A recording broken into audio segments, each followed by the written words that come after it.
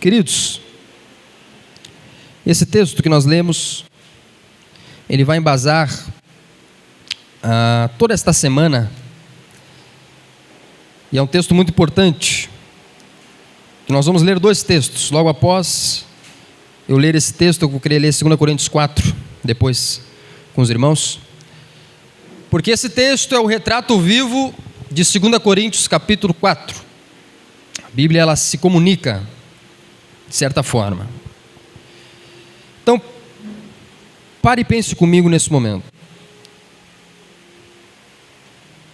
A nossa vida, queridos e amados irmãos, ela é constituída de ciclos, de estágios, por assim dizer.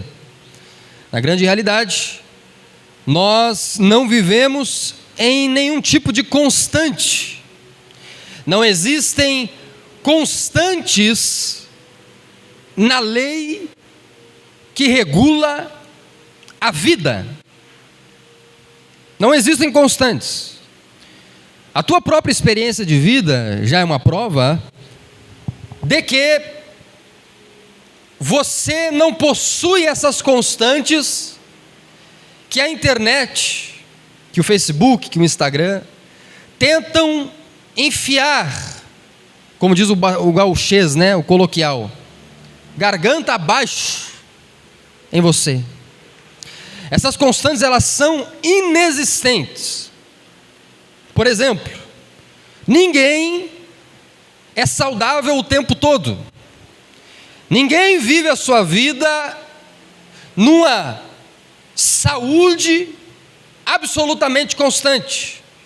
Quando chega o inverno, você se engripa. Quando chega tal estação, tal virose, você pega a virose, você fica doente, você fica com dores. Quando a tua idade vai avançando, começa a aparecer a dor nas costas, a dor na cabeça, dor disso, dor daquilo.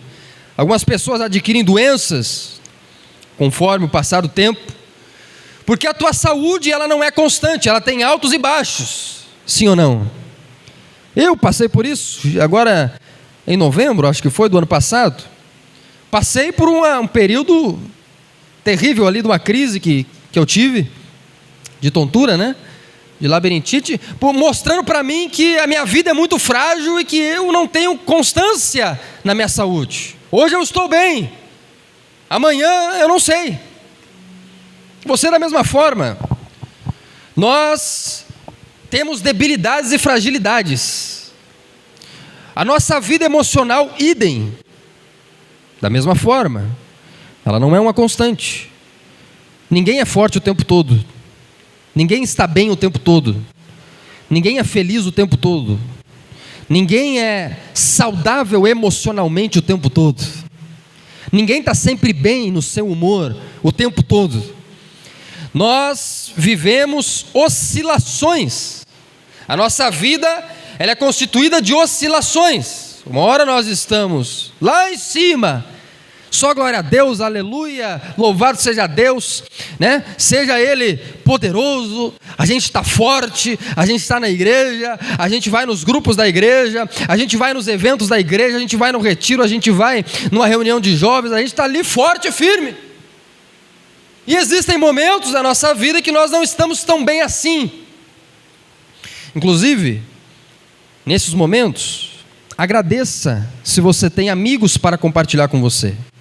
Porque na maioria das vezes o ser humano, quando passa por períodos de baixa, de depressão, no sentido de baixar sua saúde emocional, normalmente ele passa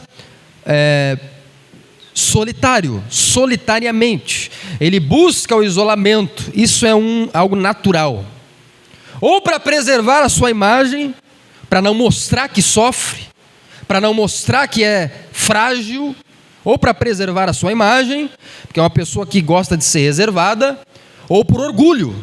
A pessoa tem orgulho, para não mostrar que ela sofre. Ele não conta para ninguém.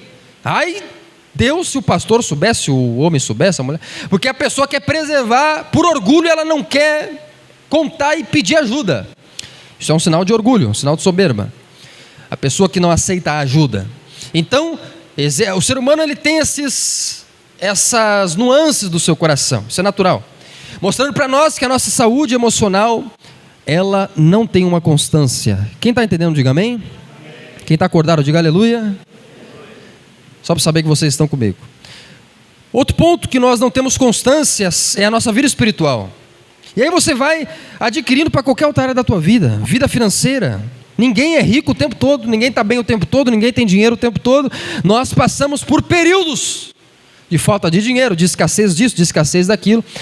Em resumo, mostrando que a nossa vida tem ciclos, estágios, temporadas, estações, assim como é a natureza. A natureza é um reflexo da nossa vida, do nosso coração. Tem períodos da vida que a gente vive a primavera, florido, né? Um clima ameno, alegria, não está nem tão calor, nem tão frio, a primavera da vida. Tem períodos, tem décadas, tem anos, tem meses que a gente vive a primavera. Tem períodos que a gente vive o inverno da vida, o frio, a seca, a falta de chuva, aquele período emocional de inverno, de reclusão. Tem períodos que a gente vive o verão, o calor extremo. O crentaiês chama de deserto. Ó, pastor, estou passando pelo deserto, estou passando pela tribulação, estou passando por isso, estou passando por aquilo. São períodos de deserto, de verão.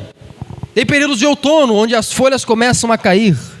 Então, nós temos estações, e as 4 estações, inclusive existem pregações sobre isso, elas apontam para áreas da tua vida, a mesma sorte. Então nós vivemos por estágios. E a Bíblia, ela nos mostra, amados e queridos irmãos, que o ser humano, ele tem pelo menos 3 estágios de vida, que todo ser humano presencia alguns deles, preste atenção, mas somente alguns seres humanos presenciam outros. Nem todos os seres humanos vivem os estágios de relação com Deus expostos na Escritura. E quais são eles?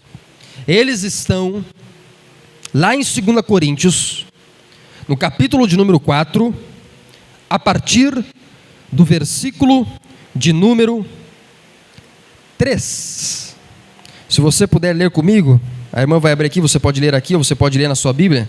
2 Coríntios, capítulo 4, versículo de número 3. Olha o que diz a palavra do Senhor, presta atenção. Mas, se o nosso evangelho ainda está encoberto, é para os que se perdem que ele está encoberto, nos quais o Deus deste mundo, está falando de Satanás, é Deus ali com D minúsculo, o tradutor ele colocou assim para você entender que é Satanás. O Deus deste mundo cegou o entendimento dos descrentes. Está falando aqui talvez do teu familiar, qualquer ímpio, qualquer incrédulo, uma pessoa não cristã, um descrente. Pode ser teu colega de trabalho, pode ser teu filho, pode ser tua filha, pode ser teu marido, eu não sei. Uma pessoa descrente. O que é uma pessoa descrente? É uma pessoa que não vive a vida da igreja. É uma pessoa descrente. Uma pessoa que não vive a vida da palavra de Deus, os preceitos da palavra de Deus.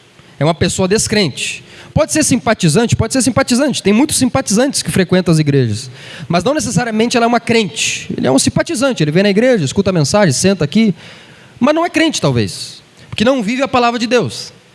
Quem está entendendo, diga amém. Então está falando dos descrentes. Essas pessoas, elas estão cegas, o entendimento dos descrentes, para que não lhes resplandeça a luz do evangelho da glória de Cristo, o qual é a imagem de Deus. Esse é o primeiro estágio, o estágio da cegueira e da descrença. Nós temos um segundo estágio, a partir do verso 5, vou ler o verso 6 em especial, que é o estágio da iluminação da glória de Deus. Olha ali. Porque Deus que disse, das trevas resplandeça a luz, Ele mesmo resplandeceu em nosso coração, para a iluminação do conhecimento da glória de Deus na face de Jesus Cristo. Quem está entendendo, diga amém. Um terceiro estágio é o estágio da vida cristã, que está a partir do verso 7. Temos, porém, este tesouro em vasos de barro, para que se veja que a excelência do poder provém de Deus e não de nós.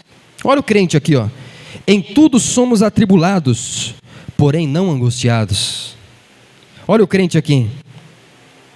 Em tudo ficamos perplexos, porém não desanimados. Olha o crente aqui. Somos perseguidos, porém não abandonados. Somos derrubados, porém não somos destruídos. Quem está entendendo, diga aleluia. Vida cristã. Agora, por que eu li o texto de Bartimeu?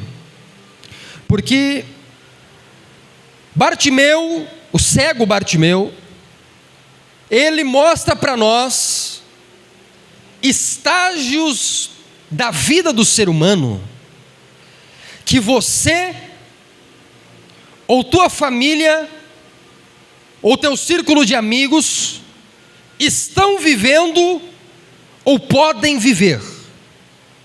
Teus filhos, eles vão passar por esses estágios que Bartimeu passou. Você vai passar ou está passando por esses estágios que Bartimeu passou.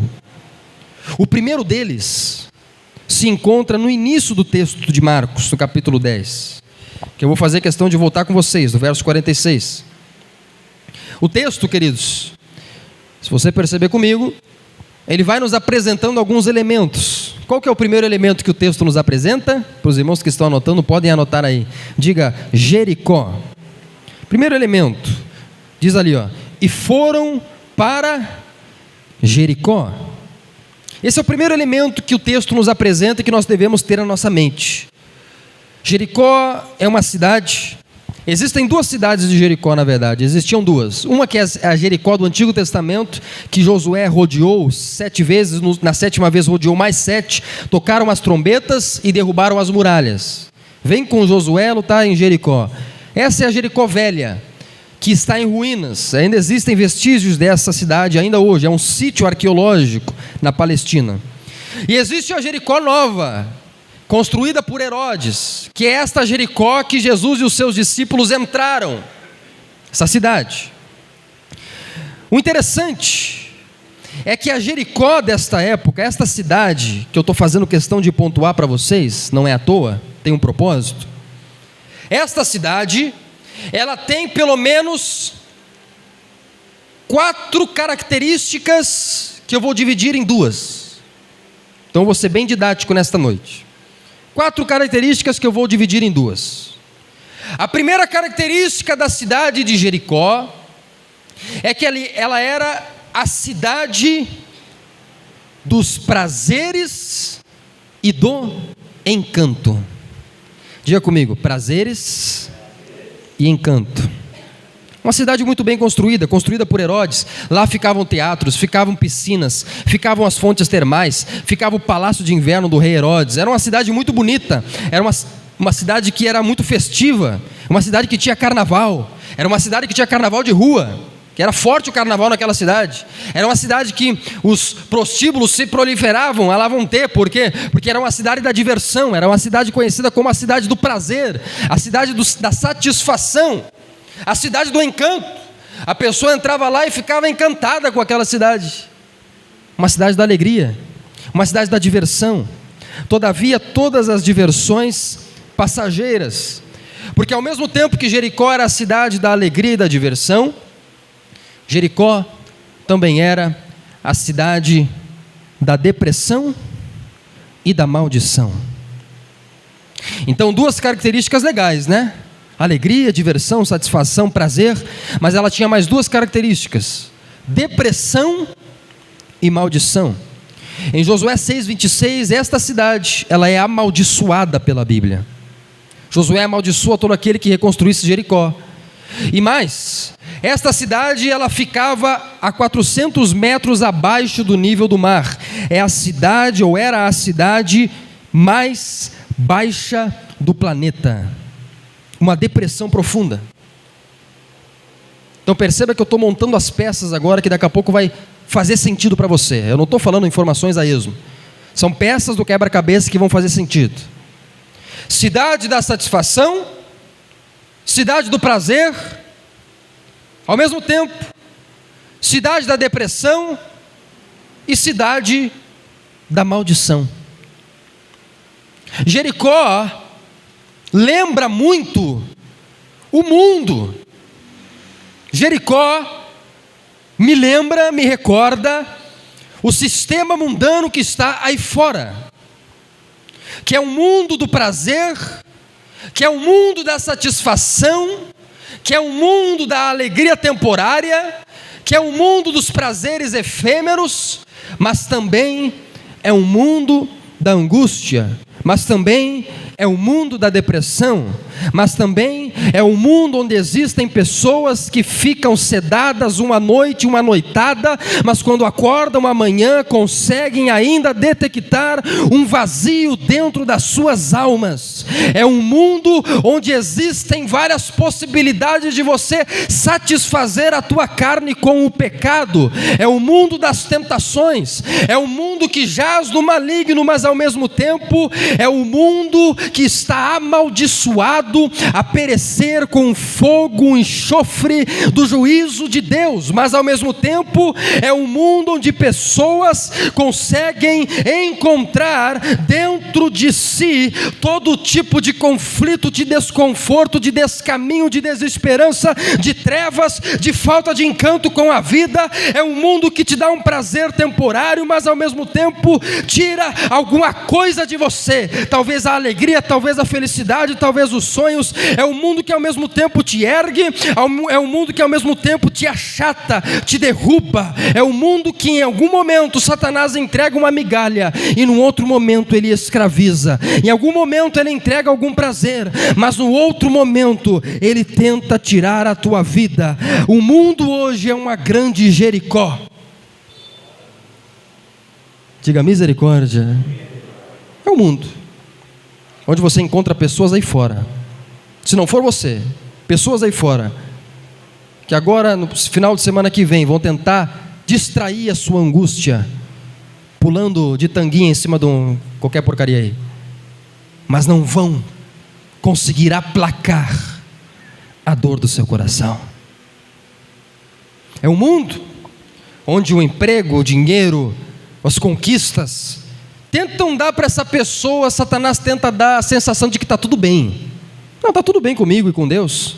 Eu oro em casa mesmo aqui, tenho dinheiro, tenho conquistas, tenho casa, carro, está tudo bem, não preciso, na verdade eu não preciso muita coisa de igreja, de pastor, na verdade não preciso muito, porque eu tenho saúde, eu tenho tudo. A pessoa vai ficando encantada com essas coisas desse mundo. Só que você percebe que nesta cidade do prazer, do encanto, é a mesma cidade da maldição. Esse mundo que eu estou falando é o mundo que em João 5,19 diz que jaz no maligno, e é o mundo que João capítulo de número 12, versículo de número 31, Jesus diz que o príncipe deste mundo é Satanás. É um mundo que, de acordo com o livro que nós lemos, o diabo, o Deus deste mundo, diz o texto que nós lemos de 2 Coríntios, Satanás é o Deus deste mundo, ele controla este mundo, ele controla essas pessoas, ele está no comando. É por isso que você encontra desastre, tragédia, catástrofe, porque ele é o príncipe deste mundo, desse sistema, desses valores, desses preceitos. Ele está aí fora, escravizando vidas, escravizando talvez parentes que você conheça, levando essas pessoas a viverem o descaminho da palavra de Deus. Nesse mundo da alegria e da satisfação, nós encontramos um homem chamado Bartimeu, que na verdade não é nem o nome dele, a gente não sabe o nome dele, ele é desconhecido. Um homem que a partir do verso de número 46 ainda, já nos é apresentado. Um homem que na cidade da alegria, diz o texto ali, que é cego. Olha só a primeira característica de Bartimeu. Um cara que vive na cidade da diversão, numa cidade totalmente desenvolvida, mas é cego. Lembra que a gente leu em 2 Coríntios que Satanás cegou o entendimento dos incrédulos?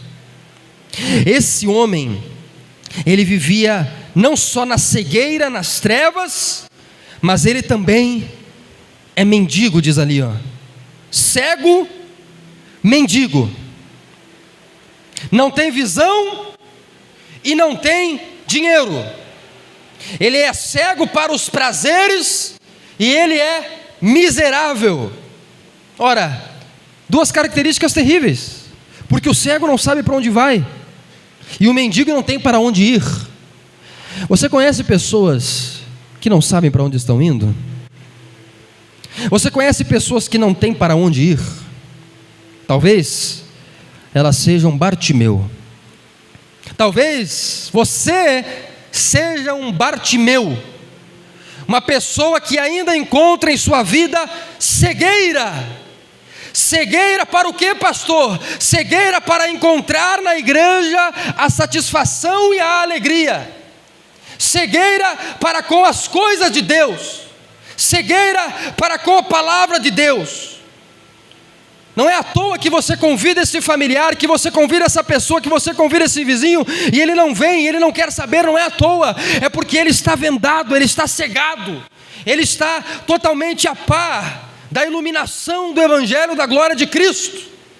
Não é à toa que nós pregamos, evangelizamos, e as pessoas, mesmo às vezes ouvindo a palavra, não aceitam no seu coração, porque elas estão cegadas, elas estão vendadas, elas estão cegas.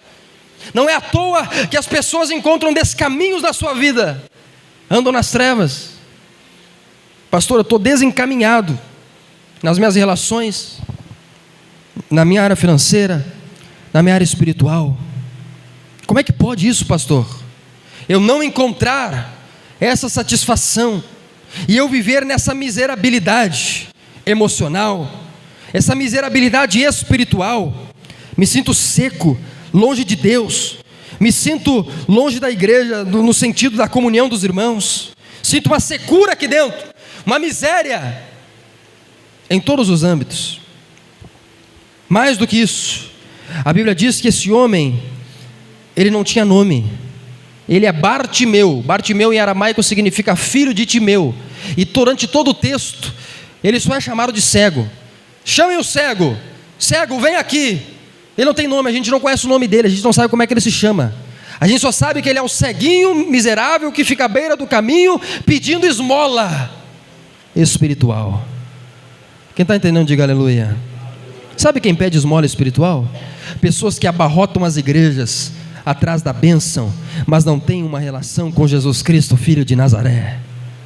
São Bartimeu, são cegos, são miseráveis, são nus.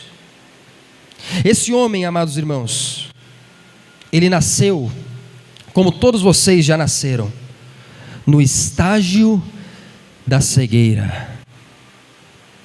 Talvez você olhe para a tua família e você encontre pessoas ainda no estágio da cegueira.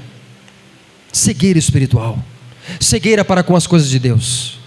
Agora, o mais interessante desse homem é que ele não permaneceu no estágio da cegueira, porque todos nós nascemos nesse estágio. Eu nasci, você nasceu, em algum momento você andou cego, longe de Deus, no pecado, no mundo, à parte da pessoa de Deus.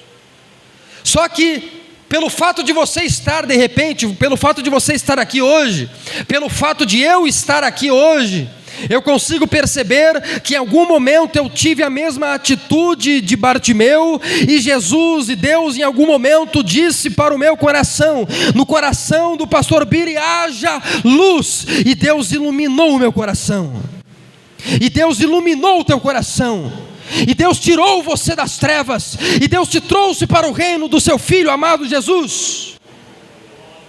Quem é feliz por isso? Porque você não está mais na miséria, talvez, espiritual pelo menos, talvez não. Você está aqui, você de alguma forma foi compungido a estar na presença de Deus. Quem não está aqui, quem está no mundo nesse momento, em algum outro lugar, está na cegueira espiritual, está longe, à parte. O sol está brilhando, mas as nuvens ofuscam. O sol do Evangelho está sempre brilhando nesse bairro, através desse púlpito, todo domingo, toda sexta, todo domingo, o sol, ele brilha através dessa palavra, mas as pessoas passam aqui na frente, e nem nem dão a mínima, porque existe uma cegueira, existe uma nuvem que ofusca o brilhar do evangelho na vida dessas pessoas. Agora Bartimeu, ele faz algo tão lindo, que faz com que ele transicione o estágio da sua vida. Transição. Diga comigo, avanço. Deixa eu dizer algo para você. Você que está aqui nessa noite, Deus te trouxe aqui porque Ele quer, no amor dEle para com você, que você transicione o estágio da tua vida.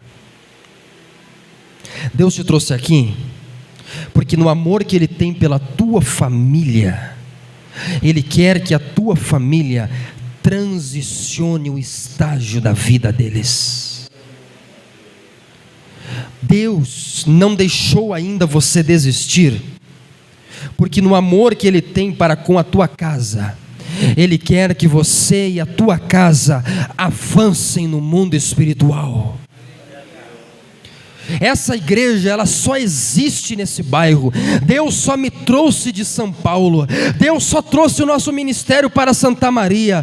Deus só nos sustenta aqui, toda sexta, todo domingo, todo mês, já há 4 anos, porque Ele quer que o bairro Itararé transicione o estágio da vida deles. Nós aqui somos uma prova de que Deus não desistiu desse bairro. Nós aqui somos uma prova de que Deus não desistiu de você.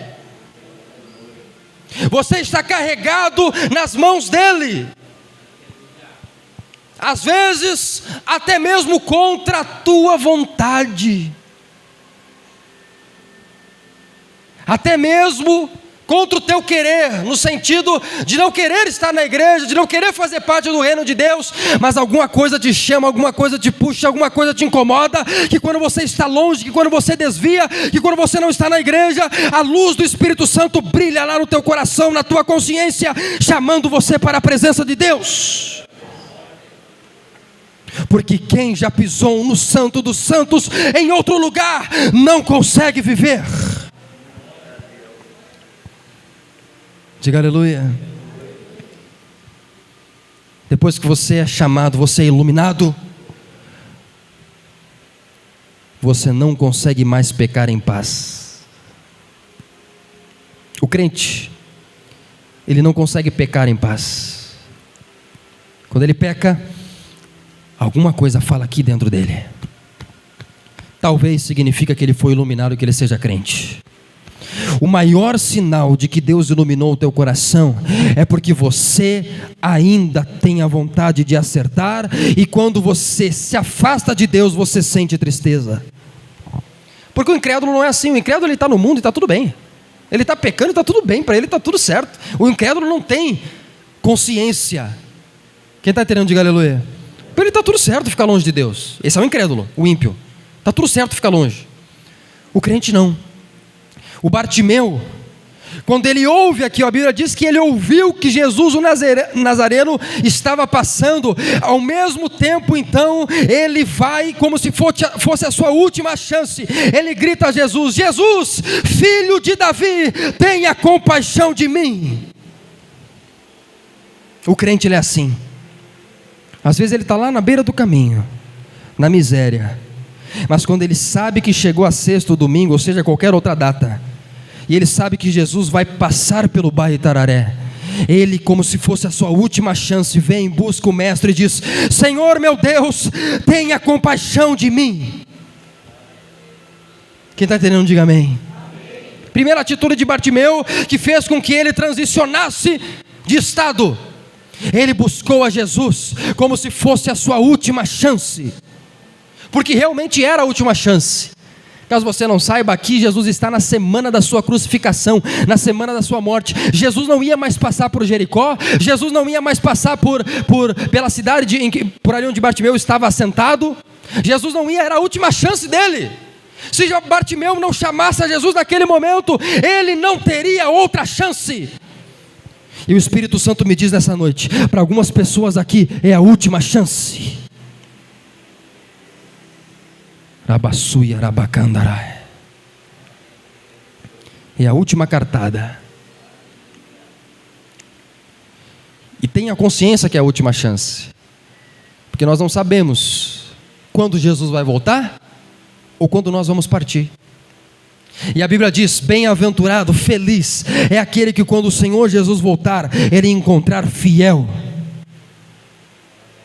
com a sua lamparina cheia de azeite. Quem tem a lamparina cheia de azeite, dá um glória a Deus aí. Pastor, minha lamparina está mais vazia que o bolso de pobre. Nessa noite, se você está aqui, Jesus está enchendo a tua lamparina. Jesus está enchendo o teu coração, através dessa palavra, que pode parecer forte, mas na verdade não. Jesus está chacoalhando o teu coração, para dizer para você: ei, meu filho e minha filha, eu estou passando na tua vida, não perca mais tempo, não perca oportunidade. Hoje é o dia de você clamar e transicionar para os sonhos, para a vida que eu tenho para você. 2025 é o ano de avançar, é o ano da transformação, é o ano da mudança, é o ano da multiplicação. Para aqueles, não é para todo mundo. Quem prega dizendo que isso é para todo mundo está mentindo. Não é para todo mundo, é só para os Bartimeus, que quando sabem que Jesus está passando num bairro, estendem as suas mãos e dizem: Senhor Jesus, a minha família precisa, meu casamento precisa, meu coração precisa, eu preciso de Ti, Filho de Davi, tem misericórdia de mim. Tem algum Bartimeu nessa noite? Dá uma glória a Deus. Agora eu quero fazer uma profecia no teu coração, baseado na palavra de Deus. Quando você fizer isso, quando você decidir pela igreja, existem pessoas, existem demônios, existem espíritos que vão se levantar para parar você, para calar você. Você sabia disso? Porque Bartimeu, ele clama por Jesus, mas ao mesmo tempo, olha só que interessante, quando ele começa a clamar, as pessoas que estavam em volta começaram a repreender ele, no verso 48. Entretanto, o repreendiam para que ele se calasse, para que ele ficasse quieto, para que ele fechasse sua boca. Ei, cego, fecha a tua boca aí e fica quieto. Esse teu Deus não vai curar você. Você está incomodando o mestre. Queridos, logo que você tenta vir para a igreja, me diz se não é verdade, coisas se levantam para tentar impedir você, sim ou não? O inferno todo se levanta para tentar barrar você. Pessoas, talvez até mesmo pessoas se levantam para tentar bloquear a tua caminhada, para tentar calar você, para tentar destruir a tua fé. Bartimeu se levantou com fé, mas talvez como alguns de nós, circunstâncias da nossa vida se levantam para tentar apagar a fé do nosso coração. O milagre demora, o desânimo chega, as coisas não acontecem como a gente pensou que aconteceriam, pessoas se levantam para nos afrontar, para nos impedir. Muitas coisas podem ser essas pessoas aqui, que tentaram barrar Bartimeu e que podem tentar barrar a tua vida, até mesmo perder a chave antes de sair de casa. O mundo espiritual, ele se levanta para tentar barrar você de ouvir a mensagem de Deus. Quem está entendendo, diga aleluia. Qualquer coisa se levanta para tentar bloquear você. Todavia, seja como Bartimeu, tenha perseverança, porque ao mesmo tempo em que pessoas se levantaram para tentar barrar a ele, pessoas se levantaram para tentar calar a sua fé, a Bíblia diz ali no verso de número 48, mas ele gritava ainda mais: Filho de Davi, tenha compaixão de mim. Quando tentarem te calar, quando tentarem te barrar, quando Satanás tentar te destruir, você tem que fortalecer a tua fé, você tem que seguir a Jesus ainda mais, você tem que buscar ainda mais, até que você alcance o teu milagre, com perseverança e com determinação. Diga comigo, determinação. Porque ele se levanta e ele joga a sua capa fora. A capa de Bartimeu era o sinal, era aquilo que significava para ele o seu passado. Ele carregava aquela capa como um sinal da sua cegueira, como um sinal de que ele estava mendigando pelas áreas da sua vida.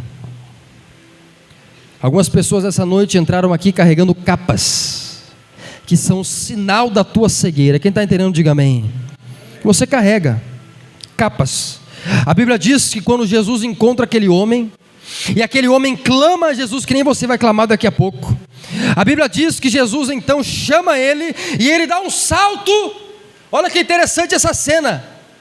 E antes dele ser curado, pela fé, ele joga a capa de cego fora, mesmo antes de receber a cura, crendo que Jesus tinha poder para curar. Quem tem a fé de Bartimeu nessa noite? Quem tem a fé de Bartimeu nessa noite? Para jogar a tua capa fora. O que você anda carregando aí? Nas tuas costas. Eu falei aqui no início de algemas, de passado, que talvez você esteja carregando. Fardos da família. Tem muitas pessoas que carregam a própria família como um grande fardo. Que às vezes chegam para mim, pastor, eu estou tão cansado, eu estou tão cansada desse fardo, dessa capa que eu carrego. Essa capa que eu carrego aqui nos meus ombros. Esse fardo que representa a minha miséria. Esta capa é como se fosse o teu passado, que você precisa se desvencilhar, porque aonde você for, aonde ele ia, quando as pessoas viam de longe a capa dele, a cidade conhecia Bartimeu, tanto é que ele era famoso, dizem alguns historiadores. Elas viam a capa dele e elas sabiam que era ele, porque representava a miséria dele. Olha ali, quem está ali? Ah, é a fulana. Que fulana? Aquela mentirosa, aquele que não tem palavra, aquele que fez isso, fez aquilo na família, aquele que é doente, aquele que é depressivo, aquele que é angustiado, aquele que é aflito. O que está ali? Aquela igreja que não está dando certo. Capas que representam a tua dor, capas que representam a tua angústia. Eu já tratei pessoas que a casa da pessoa representava a angústia, tanto é que depois que a gente tratou, a pessoa se mudou, a angústia se foi, porque ele viveu tanta coisa naquela casa, tanto problema, tanta agressão, que quando entrava naquela casa, já sentia angústia. Nós conversamos com aquela pessoa, tratamos, já há alguns anos atrás, a pessoa se mudou, viveu uma nova vida, e Deus transicionou a vida daquela pessoa. Diga aleluia. Ela jogou a capa fora. Ele venceu o passado.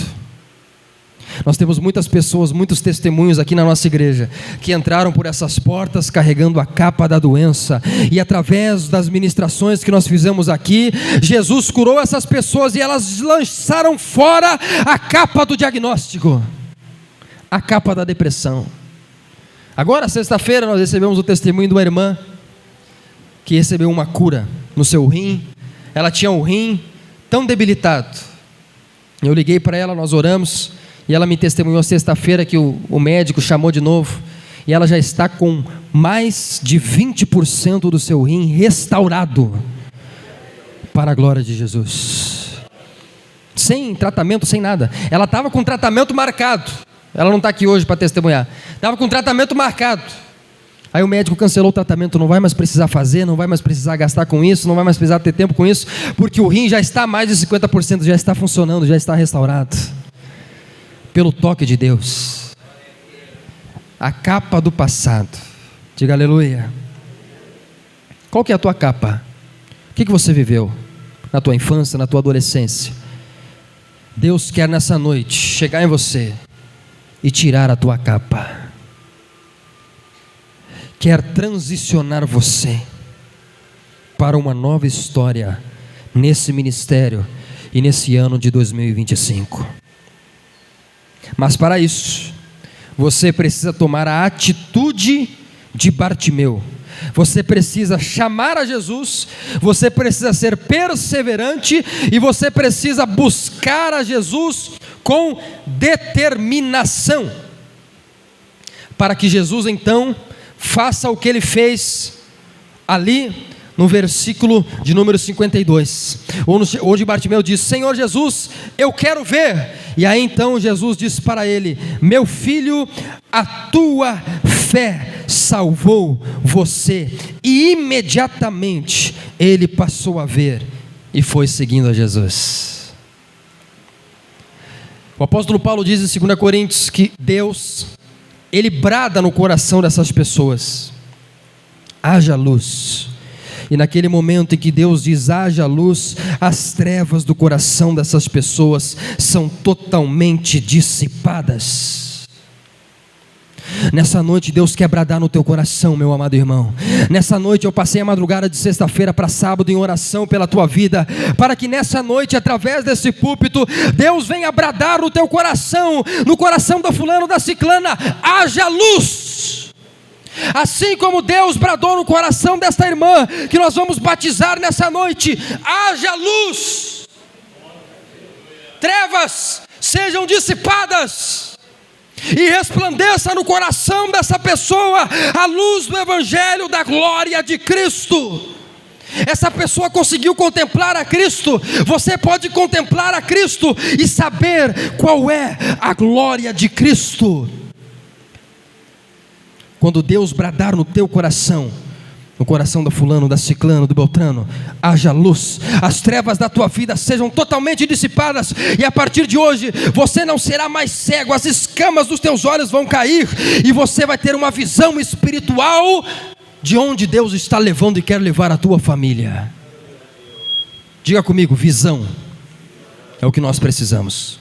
Porque se você tivesse a visão do teu parente, do teu neto, pregando o Evangelho no bairro Itararé daqui a 40 anos, você venceria o pecado hoje, sim ou não?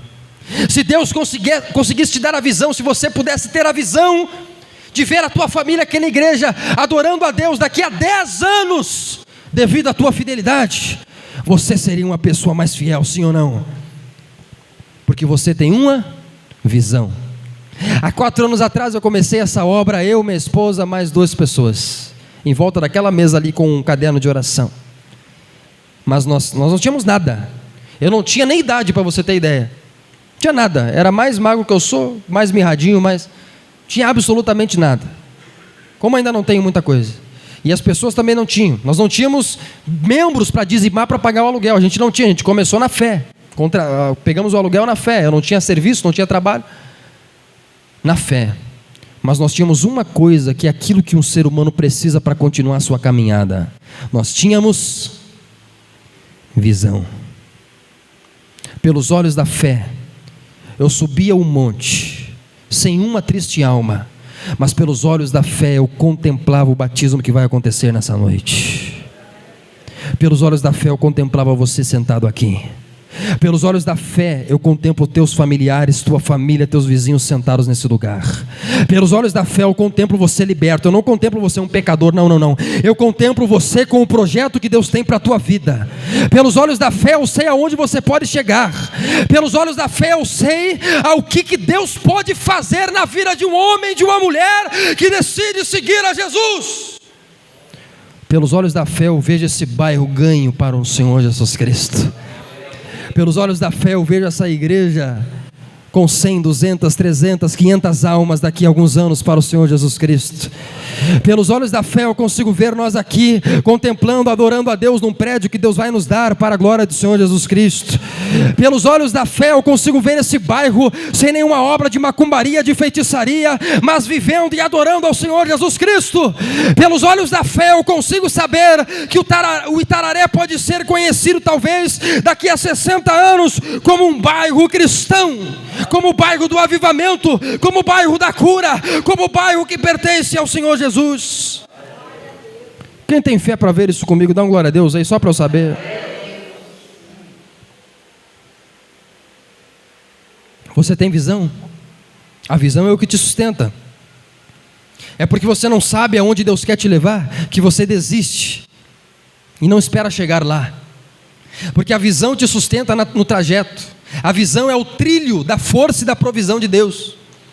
Se você tem visão de aonde Deus pode te levar, espiritual, Você então encontra forças para vencer o pecado, para ir na igreja, para orar hoje, porque você tem uma visão do teu filho, da tua filha, da tua família, da tua próxima geração. Você tem uma visão de que você não quer que eles vivam aquilo que você viveu. Quem está entendendo, diga amém. Visão. Os irmãos que trouxeram crianças, que estão lá nas crianças, eles têm visão que essas crianças podem ser obreiros dessa igreja, pastores dessa casa, porque tem visão. Diga aleluia. Então nessa noite Deus quer tirar a tua capa de vergonha, restaurar a tua visão, como Ele fez com Bartimeu, e quer brilhar no teu coração a luz do Evangelho da glória de Cristo, assim como Ele fez nesta irmã que nós vamos batizar nessa noite. Todas as pessoas que nós batizamos, você quando foi batizado, Deus quer brilhar no teu coração a luz do Evangelho da glória de Cristo, para que você possa perceber que o nosso Senhor Jesus Cristo é o Cordeiro de Deus, que aniquila, que tira o pecado do mundo, de acordo com João capítulo 1, versículo de número 19, que o nosso Jesus é o único caminho, a única verdade, a única vida, que o nosso Jesus é o único mediador entre Deus e os homens, que o nosso Jesus é a luz do mundo, que Ele é aquele que veio para proclamar a verdade e a liberdade, que Ele é aquele que veio, que se manifestou para destruir as obras do diabo na sua vida, que Jesus está passando nessa noite, e que Ele quer restaurar o teu coração para você ter uma semana de vitórias, de conquistas e realizações. Quem está comigo nessa palavra, diga amém. Então, para vocês que suportaram o calor comigo nessa noite, que venceram um obstáculo que é estar aqui, mesmo diante das intempéries, mesmo diante do que você viveu, mesmo diante das coisas que você talvez passou essa semana, do desânimo, você é vitorioso por estar aqui. Eu quero que você entenda isso. Você venceu muitas coisas para estar aqui, a começar pelo inferno, a começar pelo diabo, porque o único que não quer te ver na presença de Deus é o diabo. Não sei se você já parou para perceber isso daí, sim ou não? Eu sempre falo isso, né? Deus quer te ver na presença dEle, teus familiares querem te ver na presença dEle, todo mundo quer te ver na presença, o pastor quer te ver na presença dEle. O único ser dessa terra que quer te ver longe de Deus chama-se Satanás. É o único que quer te ver longe de Deus, e os filhos dele são os únicos que querem fazer de tudo para te afastar da presença de Deus. Mas você está aqui porque isso é um sinal de que mais uma vez Satanás perdeu na tua vida. Satanás perdeu em toda a armadilha que ele armou para tentar te destruir. Satanás perdeu em toda a armadilha que ele armou para tentar te afastar da igreja, em toda a fofoca que ele armou para tentar te afastar da igreja, em todo o desengano que ele armou para tentar te afastar da igreja. Ele perdeu nesta noite, porque Deus protegeu você e te trouxe a esse lugar para reerguer o teu coração, para passar na tua casa e para restaurar a tua vida. Quem quer que Deus está passando na tua casa lá, diga aleluia. Enquanto você está aqui, Deus está enviando anjos lá na tua casa. Quem quer orar comigo, diga glória a Deus. Então, para você que suportou o calor comigo nesta noite tão quente, nós vamos agora orar, e como Bartimeu, nós vamos colocar o nosso coração a Deus. Mas ora de verdade, viu? Ora de verdade. Jesus está passando, não perca a passada dele. Ora a Ele, clama a Ele. Nós fazemos isso, às vezes até eu peço para desligar as luzes e tudo mais. Não é para misticismo, nada disso. É para você ter o teu tempo com Deus, para você ficar à vontade. Se você tiver, que nem diz aquela canção, se tiver que chorar, diz aquela canção tão linda, né? Uma chance igual a essa, talvez eu não tenha mais. É que nem Bartimeu. Quero estar em tua presença, nem que seja a última vez. Se tiver que chorar, eu chorarei. Se tiver que humilhar o meu espírito, assim o farei. Mas me dá mais uma chance, Senhor meu Deus. Nessa noite, queridos, peça isso a Deus, e Ele vai fazer no teu coração. Quem vai fazer isso comigo, diga glória a Deus. Coloque-se de pé, por gentileza, então, meus amados irmãos, queridos, queridas de Deus. Obrigado pela tua atenção, obrigado pela tua compreensão, e vamos orar nessa noite a Deus. Nesse momento, através dessa palavra, Deus falou com você. Deus falou com você, eu sei disso. Agora nós vamos inverter o vetor. Agora você vai falar com Deus, Pastor, eu sou crente, eu me sinto forte. Então coloca outra pessoa na presença de Deus, outro Bartimeu, cônjuge, amigos, família. O bairro Itararé, você que já é um irmão há mais tempo aqui conosco, os irmãos aqui há mais tempo, já há 4 anos conosco, ora comigo, para que esse bairro seja ganho para o Senhor Jesus Cristo. E nós vamos vencer nessa noite através do poder do Espírito Santo.